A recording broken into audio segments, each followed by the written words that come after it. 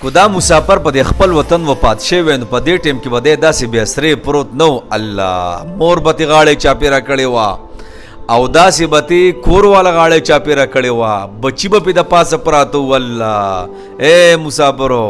دا مرګ خواسې مرګ دی خبرې خو الله هم د پردیسۍ د مرګ نه وساته یار د پردیسۍ د مرګ دا ډېر د عجزۍ مرګي که نه دا مسافر دی روح تې تلی دی او داسې پروت دی نو که دا اوس د خپل دادا او د بیبي مخې ته پروت وی الله او دا اوس د خپل کور والو د بچو مخې ته دې ساتلی وی نو دا به داسې بیا سرې ناست وی ټولو به دې غاړۍ چاپېره کړی وی هر یو به د خپلې سینې سره لګو الله مسافرو الله مل شي او دویمه دا خبره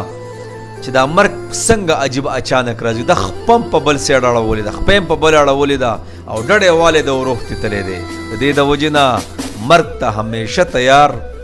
ځان ساتل پکار دي دا هر حالت کې راځي یو پیر بیا مسافرو مرګ ټول لره روان دی خو الله دې موږ ټول له په خپلو بسترو په خپلو کورونو کې مرګونه راولي لاول خو د شهادت مرګ دی او که هغه نه وي نو د پردیسۍ د مرګ نه دی الله موږ ټولو ساتي یار